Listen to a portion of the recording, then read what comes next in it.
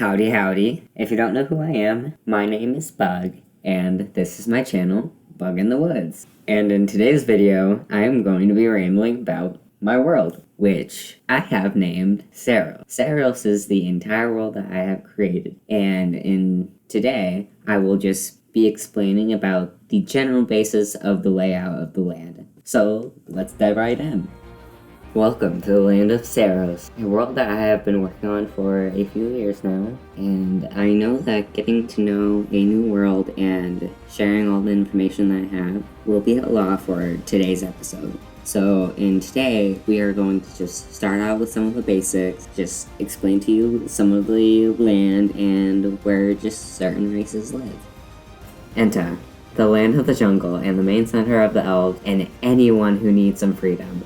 The land where anyone can be free and do anything that they can put their mind to. Since in this continent, most of the land is covered in jungle, so most of the common folk live in the houses in the trees, and the houses that are built further up tend to have platforms and bridges between them.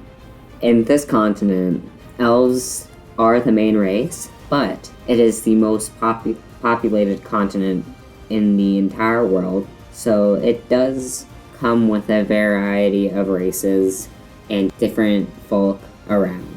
The main religion in this continent is the Oracle of the Fallen. I will dive deeper in religion a different video, but today we're just gonna be mainly focusing on which specific religions each continent will have a bigger following in. Now we're going to get into the land of Woodpine. Woodpine mainly consists of humans and farms, smaller towns, and farms tend to reside in these lands, and the people here don't really like interacting with others that they have not interacted with yet. So anyone who is outside their race or they just haven't really had a following with, they don't really like to interact with them as much, and they're kind of off-put and very untrustworthy. These lands tend to consist of small forests, some smaller mountains, tons of plains areas that consist of great soil for just a variety of crops. There's not much in the animal department, but they do have some of the normal farming animals. But in the woods, if there are animals, there are very few species and tend to be abundant in these woods. And as I was talking about earlier, there's smaller towns, so the housing typically consists of smaller homes and smaller families, and the towns don't really have very much in variety of races, but they do have a few here or there that are different races if they've lived there for years, but they don't tend to.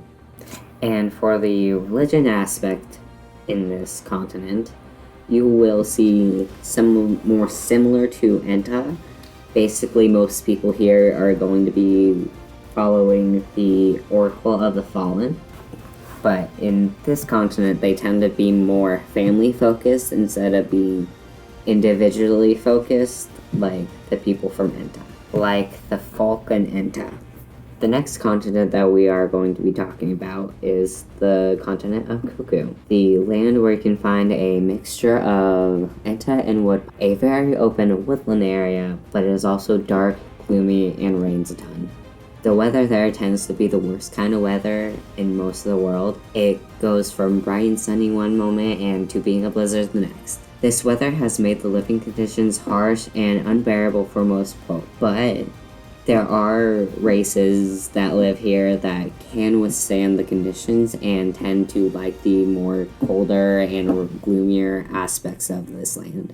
The folk here are used to being inside and having to take cover from the outdoor weather, so they had to make more durable housing in anything in general just in order to survive the outdoor conditions. But since most of the time they have to be indoors, they have made some of the more impactful progress with the most inspiring works of art and creative elements of the world. In this continent, they believe in the gods of the weather, and each folk has a different one that they tend to pray to more and are closer with. But the most common one in the realm is the god of the rain, as they hold the most power over this realm of the world. The main races that you can typically find here are most of the races that have scales or thicker coats, since it is a colder and a variety of different weathers here. But the main race that tends to reside here is the gnomes. Even though they are tiny, they are able to deal with the climate here really well.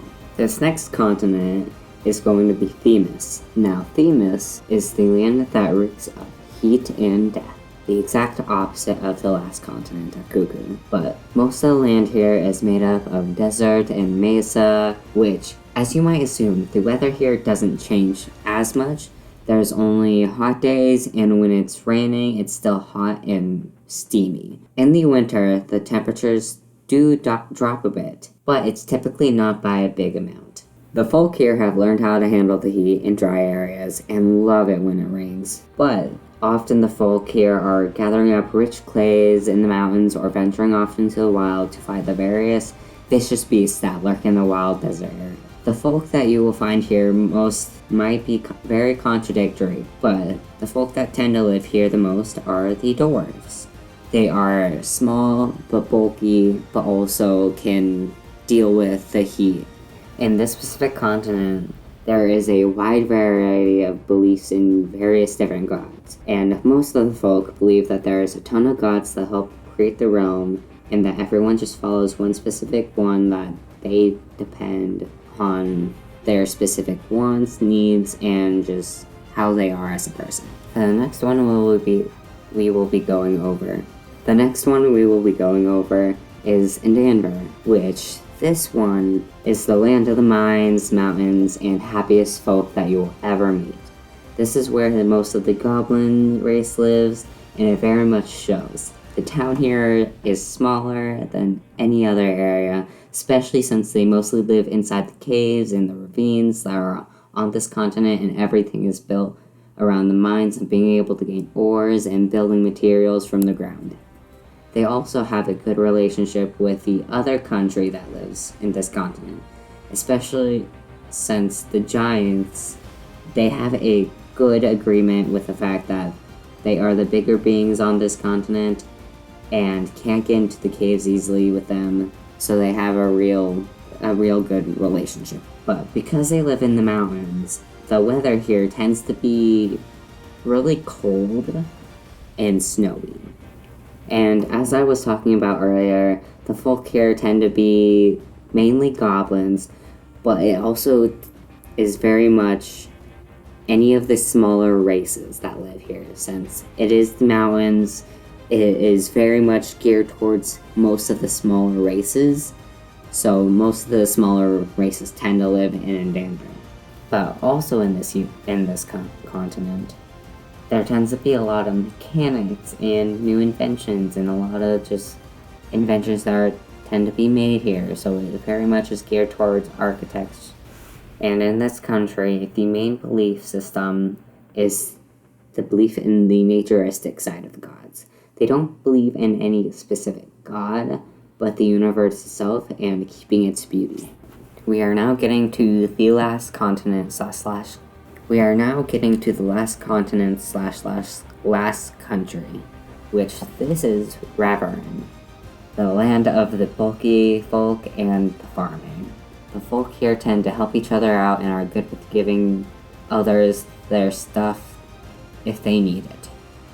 And also, this is land of the bulky, which is most of the giant races, giants, cyclops, orcs, anyone who is a bigger folk.